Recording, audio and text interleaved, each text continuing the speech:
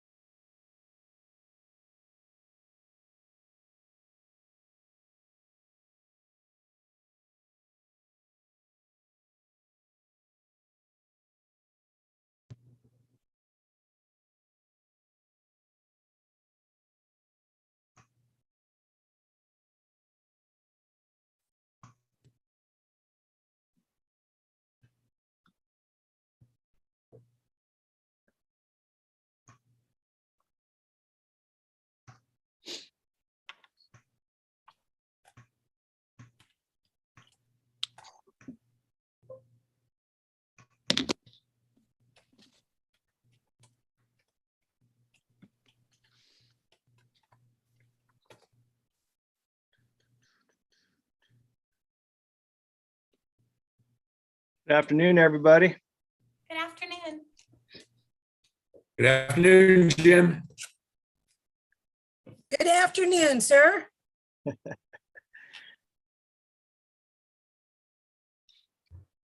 Get started here in just a sec.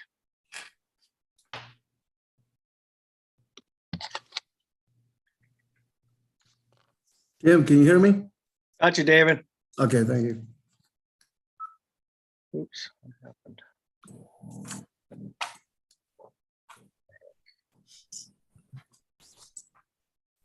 All right, you guys, let's go ahead and get started. I think everybody's, let me double check.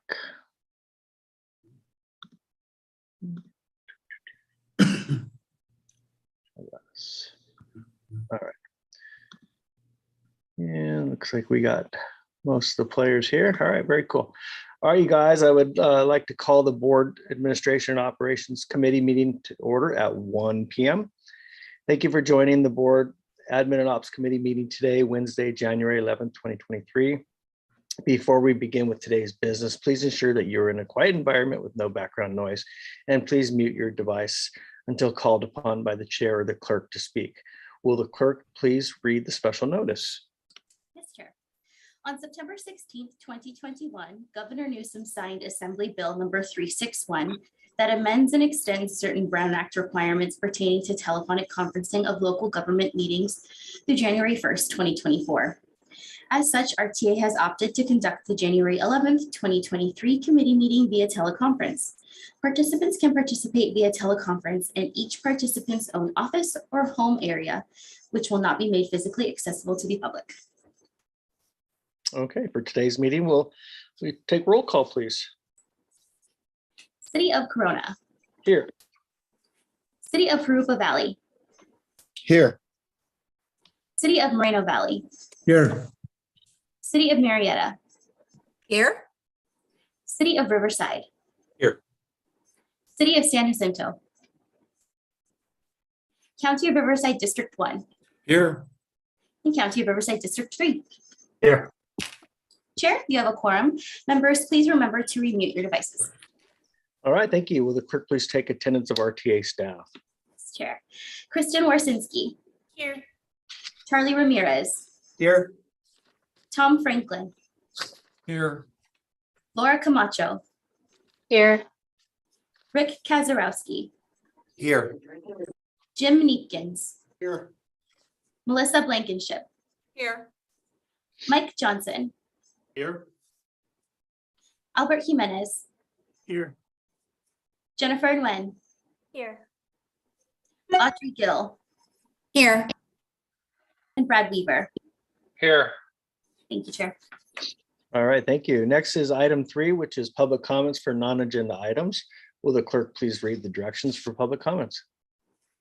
Members of the public may address the board regarding any item within the subject matter jurisdiction of the board. However, no action may be taken on off-agenda items unless authorized by law. Comments shall be limited to matters not listed on the agenda. Members of the public may comment on any matter listed on the agenda at the time that the board considers that matter.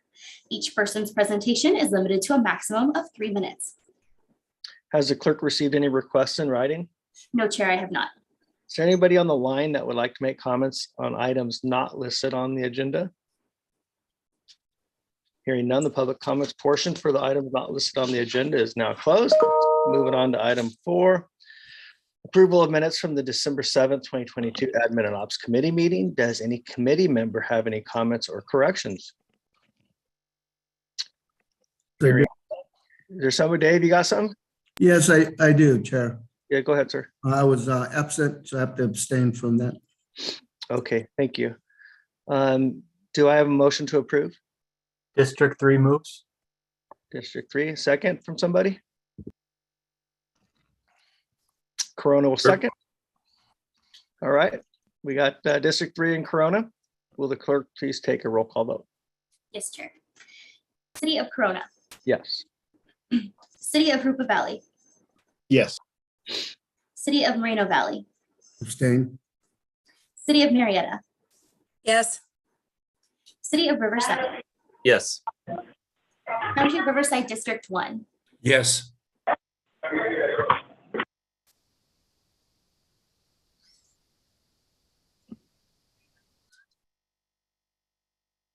sorry about that, I got muted.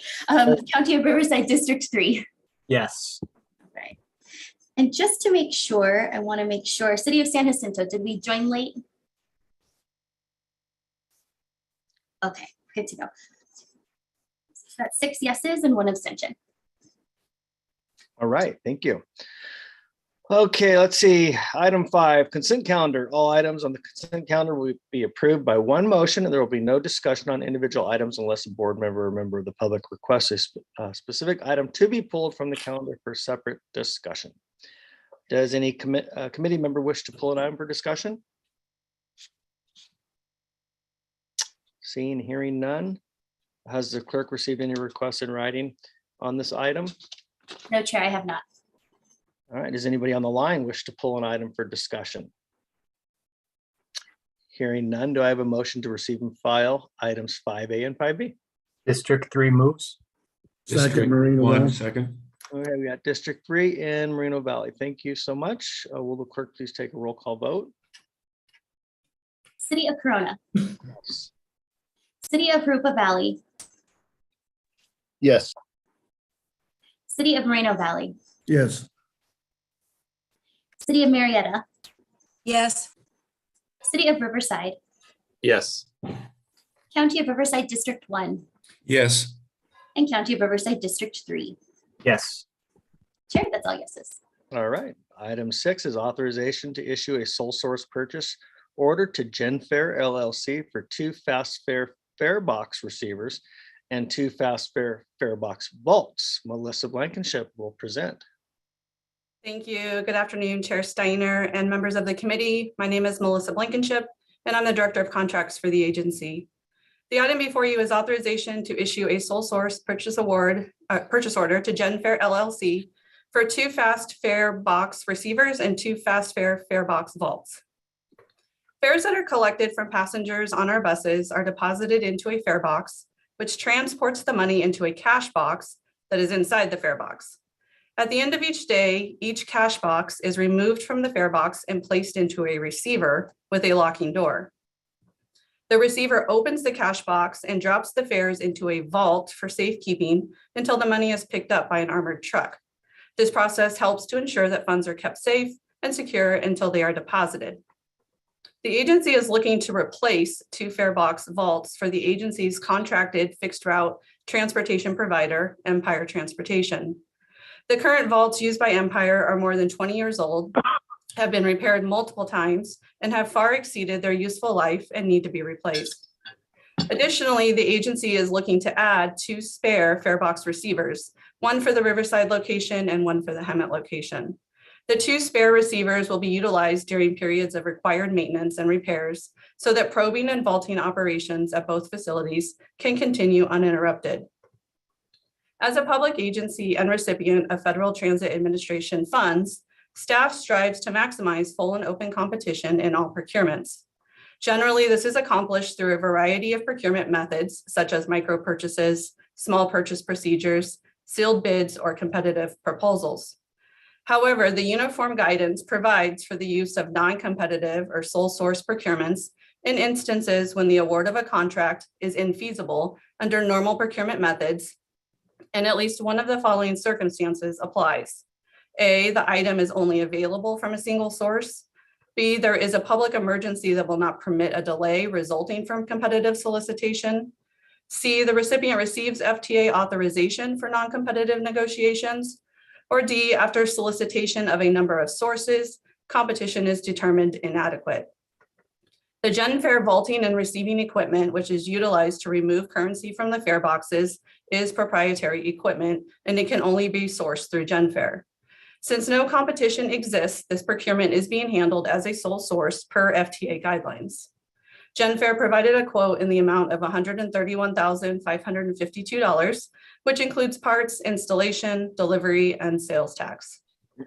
Staff has reviewed GenFare's proposed pricing and has determined it to be fair and reasonable based on pricing that staff received from other transit agencies for the same or similar products. Sufficient funds to cover this request are included in the agency's board-approved capital budget. Therefore, the recommendation before you today is to approve and recommend this item to the full board of directors for their consideration as follows. Authorize staff to issue a sole source purchase order to GenFare LLC for 2 fast fare farebox receivers and 2 fast fare farebox vaults for a total project amount of $131,552. Chair Steiner, that completes my presentation. Thanks, Melissa. Fast fare fare boxes. Say that 3 times. I know. Oh my God. All right. Do my colleagues have any questions for Melissa? Let me scroll over here. I do not see any hands up. All right. Has the clerk received any requests to speak in writing on this item? No, Chair, I have not. Okay. Is there anyone on the line that would like to make a comment on this item? Hearing none, do I have a motion? No, Well, we got somebody. Someone's on the line. That's never happened before. Oh, that's Alonzo. that's me. I was muted. I apologize. I'm looking. Alonzo, welcome to the party. Did you want to say anything or just announce your presence? No. I just wanted to move it forward, and there are 2 items I voted. I would like to vote yes.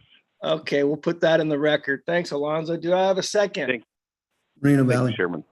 Moval got the second there. Will the clerk please take a roll call vote? Yes, Chair. Alrighty, City of Corona, Yes. City of Parupa Valley, Yes. City of Moreno Valley, Yes. City of Marietta, Yes. City of Riverside, Yes. City of San Jacinto, Yes. County of Riverside District 1, Yes. and County of Riverside District 3. Yes. Chair, that's all yeses, and I do have both of those votes from Director Liz. All right, thanks, Sam. All right, item 7, authorize staff to seek public comments on the Sustainable Service Plan, SSP recommendations. Jennifer Nguyen will present. Jennifer. Good afternoon, Chair Steiner and committee members. My name is Jennifer Nguyen, and I am the agency's Director of Planning. The item before you today is to authorize staff to seek public comments on the proposed Sustainable Service Plan, or SSP recommendations. On April 5th, 2020, the Riverside Transit Agency, or RTA, reduced service to a 7-day Sunday schedule with select commuter link peak service on weekdays due to the COVID-19 pandemic. Since then, service has been gradually increased to meet growing demand. On September 22nd, 2022, Transportation Management and Design, or TMD, was engaged to complete the SSP. This study was commissioned to evaluate RTA's current service levels and assess current and future needs in Western Riverside County over the next 3 years. I'd like to introduce now Melissa Sater, the Executive Vice President of TMD. She will go over the findings and recommendations for the SSP. Thank you, Melissa. All right, thanks, Jennifer. Good afternoon, everybody. Hopefully my screen is sharing correctly.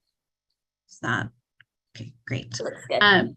So it's good to be back with RTA. I've been working with RTA over the last decade, starting with the COA that was completed in 2015, and then coming back to work on the service reduction plan back in early 2021. So excited to be back with RTA working on this project, the Sustainable Service Plan. So a little bit of background on the project. So we've got three main goals of the project. The first is to update the RTA bus network to better reflect changing travel patterns following the COVID-19 pandemic. We know that people aren't traveling the same ways that they used to. They're working from home more often. They're attending online classes. So want to make sure that the bus network is responding to those changes.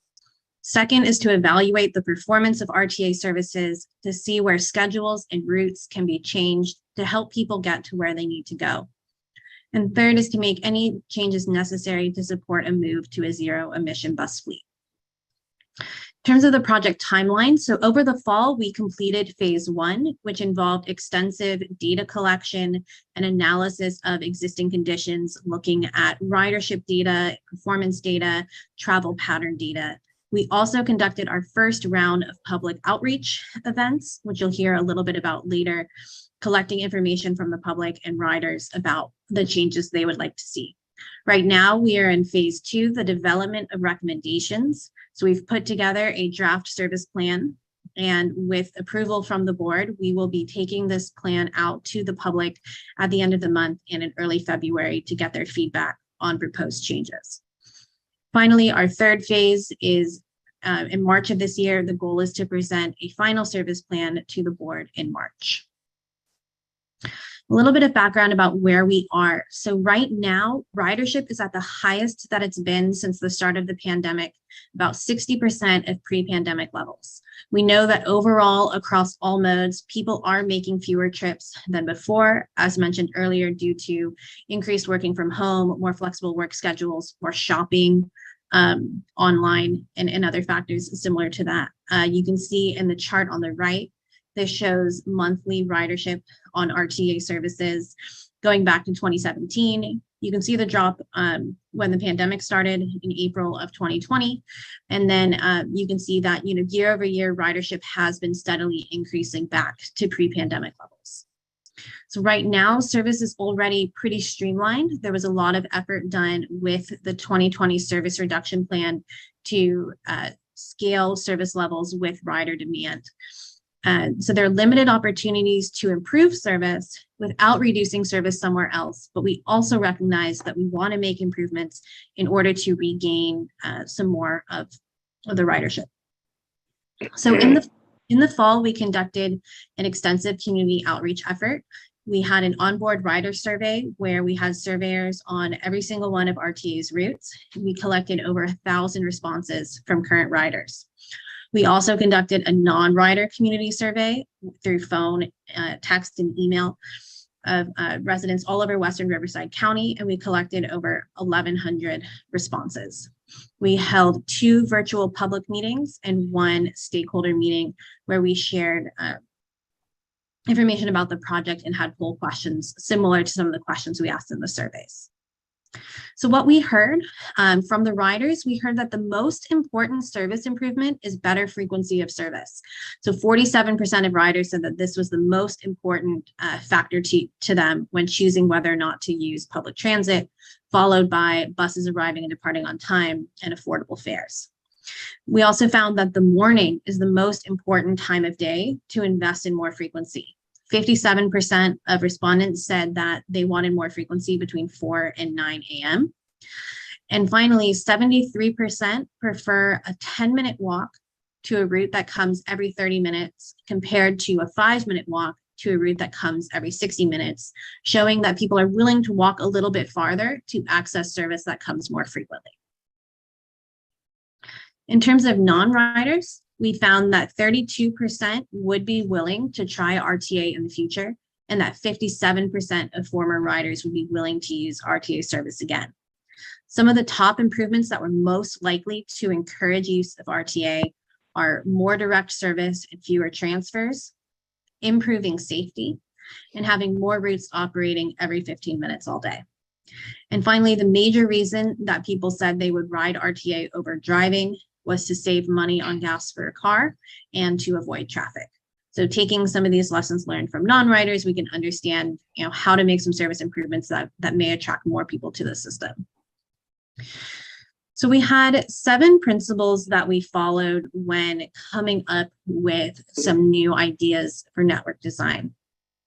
The first is that we really wanted to make sure we were maintaining the core network.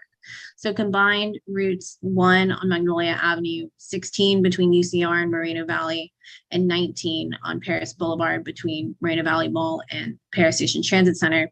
These 3 routes alone carry 43% of system-wide riders. Right now, they're operating every 15 minutes all day, and we want to make sure that stays in place. We don't want to take resources from those routes and put them elsewhere in the network, because they are carrying almost half of all of the system riders. So we wanted to make sure that we were maintaining those routes as they are today, and maybe even improving service a little bit. The second is we want to make sure we're maintaining lifeline transit service for riders who rely on RTA. So we wanted to minimize network gaps where possible, exploring cost-effective alternatives where fixed route service is low performing. We didn't want to just take a route away from a community without providing another option to make sure that people have access to service. Third is to reroute service to provide more direct access to major destinations and essential needs, such as Walmarts, Targets, grocery stores. You'll see a number of proposed realignments that have a route going down a different street to get people closer to some of those shopping destinations. Fourth is to initiate time transfers between low frequency routes to minimize wait times. We want to make sure that routes that are meeting at a central hub where there are a lot of transfers, that they have the same frequencies.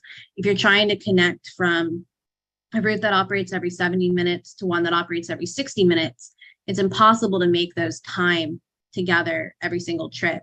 And so getting those either on a 70 and 70 or 60 and 60 means that people can make those transfers without having to wait, up to an hour for that transfer. Fifth is streamlining deviations, which allows us to shorten running times and provide better frequencies. The sixth is to start service earlier in the day. You saw from the survey results that people really wanted more service from 4 a.m. to 9 a.m., especially for those connections for routes that connect with Metrolink trains. And then finally, we want to make sure that we're responding to community needs and inputs and feedback we receive from the survey and outreach efforts. So overall, the draft service plan, so it is revenue neutral based on January 2023 service levels. And if ridership increases or if more funding becomes available, additional service can be added. And these proposed changes are labeled throughout the presentation as year 2 or year 3 changes, which just means that they're not affordable within the current funding. The plan improves access to shopping destinations on multiple routes. It maintains service to 99+% of current riders, and it increases the number of trips that connect with Metrolink trains. So what we wanted to do is run through each one of the individual route recommendations. There's about 13 or so of them. And so each slide has a map. And so the blue line on the maps is showing the proposed route alignment. The red is showing segments proposed for discontinuation. And on some maps, you'll see a green line, and that's showing a new segment for that route. So we're going to go through the routes in numerical order. So starting with Route 8, year 1, the recommendation is to discontinue the Railroad Canyon deviation due to low ridership and to provide time connections with Route 9 for better connections.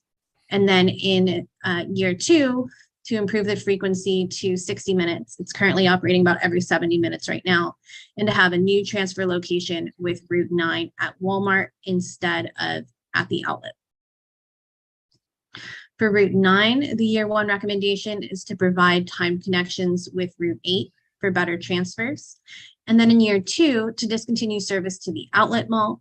This will save time and allow the route to operate every 60 minutes instead of every 70 minutes at no additional cost. So this is why with Route 8, the transfers will now be at Walmart instead of at the outlet mall.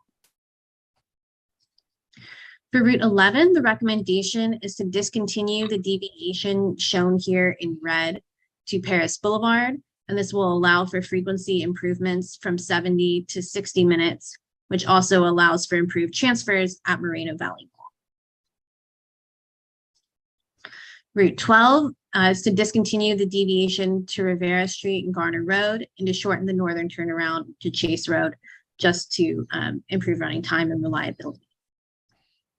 Route 13, so this is the first map with a green segment, so showing new operations. So we would reroute the route from Colorado Avenue and Monroe Street, shown in red, to Van Buren Boulevard, shown in green, to improve access to retail and grocery shopping destinations along Van Buren Boulevard. Route 18, the recommendation is to extend to Corporate Center Place. The extension is cost neutral if the frequency on the route changes from 50 to 60 minutes. And this would provide new direct access to major shopping and grocery destinations. Right now, the route ends at Moreno Valley Mall, which is a major transfer hub, but there are a lot of shopping destinations just to the west at Corporate Center Place.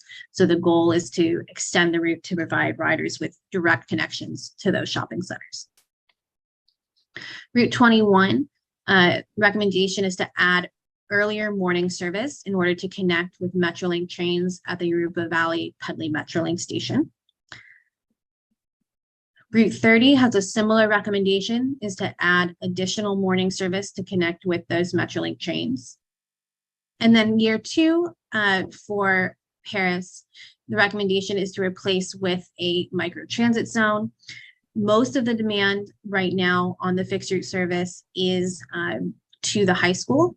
And so you would still want to have a couple of trippers each day going to the school, since those loads in the early morning and in the afternoon are a lot higher than what you could accommodate with a microtransit vehicle. So continue to serve the high schools with those school trippers, but then the rest of the day convert to a microtransit zone. Route 41, the year 1 recommendation is to discontinue weekend service due to extremely low performance. Route 41 has the lowest ridership and performance of any route on the weekends. And then in year 2, is to discontinue the Ryder Street deviation, which will be covered by the Paris microtransit zone, and then also extend the route north to Walmart on Moreno Beach Drive, which would also discontinue the turnaround loop on Alessandro Boulevard. But the goal is to provide that one-seat ride direct connection to the Walmart and the shopping centers, shopping destinations that are there. Route 61, the alignment is to serve Hahn Road instead of Bradley Road. You can see it's just a small alignment change with the red and green flip-flop to serve more shopping destinations, and then also to discontinue Encanto Drive deviation, which will be served by a redesigned 74. The Route 74 recommendation is to discontinue service north of Sun City due to redundancy with Route 61, which also provides service between Sun City and Paris, and to then extend the route to serve Encanto Drive in order to maintain coverage from the discontinued segment on Route 61. Route 79 would end at Promenade Mall. This would simplify the route, improve reliability, and allow for better timed transfers at the mall with routes coming from Murrieta, Temecula, Menifee. In terms of Temescal Valley, so Temescal Valley is an unserved area with a high senior population. And so if funding is secured, we recommend implementing a shuttle from Temescal Valley residences or residential areas to the crossings at Corona Shopping Center for connections to shopping destinations like Target, as well as the Corona Cruiser. And so we have 2 options here, and our plan would be to present both options at our public meetings in February to get input on the preferred alignment. In Calamasa, we would continue to evaluate service in the pass area and the transit needs of Calamasa, but there are no immediate recommendations in that part of the service area. And then in terms of discontinued routes, so the following routes and route segments were discontinued during the pandemic, and they're being recommended for permanent deletion. And so these routes include the Rapid Link Gold Line, Route 18 south of Moreno Valley Mall, Route 21 north of Pedley Metrolink Station, Route 40, Route 202, Route 205 and 206, the segment that operates into Orange County, since Orange County is served by Route 200, and then routes 208 and 217. In addition to the alignment changes, we also have some additional frequency and span recommendations. So in year one, we want to make sure that routes 1, 16, and 19, which if you recall, carry 43% of system-wide ridership, operate every 15 minutes from 6 a.m. to 6 p.m. Currently, service is every 15 minutes, but there are some occasions throughout the day where trips drop to 20 or 30 minutes apart. We want to make sure the whole 12-hour span has even 15-minute service on all routes. We would also continue to add earlier morning service as warranted by demand. In year two, our recommendations would be to improve service on Route 28 between Paris and Hemet, from every 35 to 40 minutes to every 30 minutes all day, and to improve the frequency on the new Route 44 circulator to every 45 minutes all day. And then again, continuing to restore service band to pre-COVID levels as warranted by demand. Then finally, in year three, if additional funding is available, improve frequency from 80 minutes to 60 minutes on Route 10 in Riverside, and improve frequency from 40 minutes to 30 minutes on Route 15 in Riverside as well. So in terms of next steps, we would be sharing the draft plan with riders and the public at events in early February. We have plans to have 7 pop-up meetings around the service area at major transfer centers or community centers. We have 1 virtual and 1 in-person public meeting. There'll be an online virtual meeting room that is a project website with the same presentation being given at the public meetings, so people unable to attend those meetings can get the same information. And then we'll have 1 virtual stakeholder meeting. Then after that, we'll be updating the plan based on public feedback and returning in March for board adoption of the final service plan. So I'll hand it back to Jennifer. All right, thank you so much, Melissa. Staff is requesting authorization to seek public comments on the proposed changes that were presented on. These are also listed in the staff report on pages 21 and 22. Once public comments are gathered, staff will return to the board to report on results and seek approval for final recommendations. There is no fiscal impact associated with approving this item. The recommendation before you today is as follows. Approve and recommend this item to the full board of directors for their consideration. As follows, authorize staff to seek public comments on the sustainable service plan recommendations. Thank you, Chair Steiner. That completes my presentation. All right, you guys, thank you so much. Do any of my colleagues have any questions for Jennifer or Melissa? And I don't have your pictures up yet, so you'll just have to say yes or no if you have a question. I have a just wanted question, to Mrs. Rupa Valley. Okay, Brian, go ahead, sir. So on the lines that are shown in the list for discontinuation, I just wanted to see what kind of additional clarity we could get as to why those lines were chosen to be discontinued. Sorry, so I don't know if I may not. So these routes are currently discontinued. They were discontinued earlier as part of the pandemic, so they have not come back since the pandemic, mostly due to low ridership, low performance below that standard of 5 passengers per revenue hour.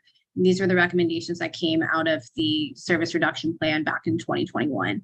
And so the recommendation is to continue kind of in 2021, the plan was it was sort of a temporary discontinuation based on low ridership and performance. And now it's recommending permanent discontinuation since the demand has not come back. I don't know, Jennifer, if you have So any. all of these were related to low ridership. Yes, that is correct. Okay. All right. Thank you. Thanks, Brian. Who else? I thought I heard somebody else. No? All right. Chair, Okay, there's just a comment. Thank you for the presentation, Melissa and Jennifer.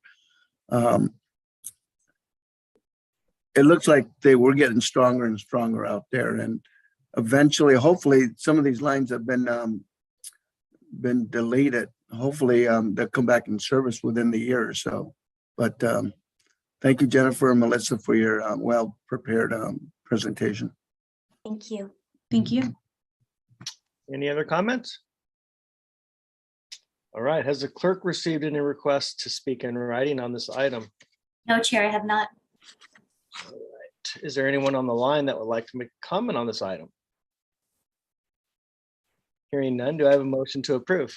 So moved, Reno. Marietta. We got Marietta, and who was our second? Moreno Valley. And Mo Val. All right, will the clerk please take a roll call vote? Yes, Chair. City of Corona, Yes. City of Harupa Valley, Yes. City of Moreno Valley, Yes. City of Marietta, Yes. City of Riverside, Yes. City of San Jacinto, Yes. County of Riverside District 1, Yes. and County of Riverside District 3. Yes. Chair, it's unanimous. Thank you for that. Let's move on to item 8, which is board members' comments. Brian, do you have anything today? I do not. Thank you. All right, David?